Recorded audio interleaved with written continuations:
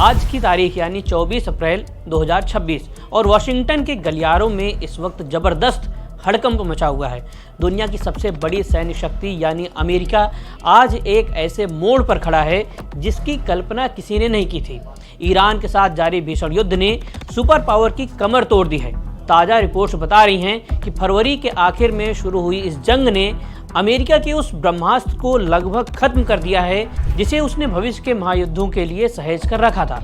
क्या है पूरा मामला, चलिए आपको बताते हैं। नमस्कार, मैं हूं शुभम तिवारी और आप देख रहे हैं एनडीटीवी इंडिया। खबर आ रही है कि अमेरिका ने अपनी लंबी दूरी की स्टील्थ क्रूज मिसाइलों का आधा स्टॉक महज कुछ हफ्तों में फूंक दिया है।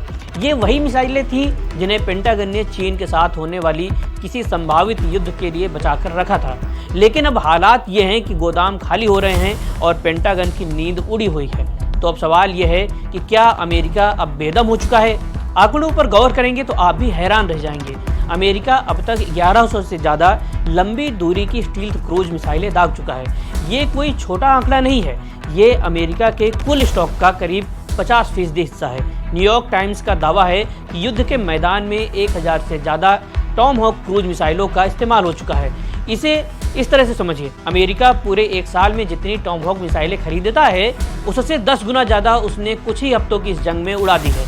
एक अकेले टॉमहॉक मिसाइल की कीमत करीब 30 करोड़ रुपए है, यानी हर मिसाइल के साथ करोड़ों रुपए पल भर में धुएं में तब्दील हो रहे हैं। पेंटागन और अमेरिकी कांग्रेस के अधिकारी अब इस बात से डरे हुए हैं कि ईरान की चक्रव्यूह में फंस करके अमेरिका अपनी ग्लोबल सप्लाई ही खत्म कर बैठा है। खतरा सिर्फ ईरान तक सीमित नहीं है, असली चिंता ये है कि ईरान जंग में मिसाइलों की कमी पूरी करने के लिए अमेरिका को एशिया और यूरोप के कमांड सेंटरों से हथियार मंगाने पड़ रहे हैं। इसका सीधा सा मतलब यह है कि रूस और चीन के खिलाफ जो अमेरिकी मोर्चा तैनात था वो अब कमज़ोर पड़ रहा है। अगर आज चीन ताइवान पर हमला कर दे या रूस अपनी आक्रामकता बढ़ा दे तो अमेरिका के पास उसका मुकाबला करने के लिए जरूरी हथियारों की भारी कमी होगी। मिसाइल डिफेंस की स्थिति और भी नाजुक है। अमेरिका ने 1200 से ज़्यादा पैट्रियट इंटरसेप्टर मिसाइलें दागी हैं, जिनमें से एक की कीमत 33 करोड़ रुपए से ज़्यादा है। साल 2025 में अमेरिका ने सिर्फ 600 पैट्रियट मिसाइलें बनाई थीं, लेकिन इस जंग में उससे 2 गुना खर्च कर डाला।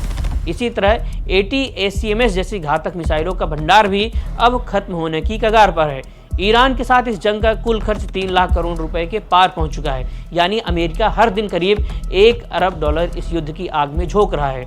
ये भारी खर्च और हथियारों की किल्लत अमेरिकी रक्षा उद्योग की पोल खोल रही है। सच तो ये है कि अमेरिका का सिस्टम इतनी तेजी से हथियार बनाने में नाकाम साबित हो रहा है जितनी तेजी से वे युद्ध में इस्तेमाल हो रहे हैं। विशेषज्ञों का मानना है कि अमेरिका को अब अपनी रणनीति बदलनी होगी। महंगे हथियारों के बजाय सस्ते और घातक अटैक ड्रोन्स पर फोकस करना होगा। फिलहाल ट्रंप प्रशासन इस माथापच्ची में लगा है कि चीन और रूस के सामने अपनी साख कैसे बचाई जाए, क्योंकि ईरान की इस जंग ने अमेरिका के उस तरकश को खाली कर दिया है जिसके दम पर वो पूरी दुनिया पर हुकूमत करता था। अब देखना यह है कि क्या सुपर पावर इस गड्ढे से बाहर निकल पाएगा।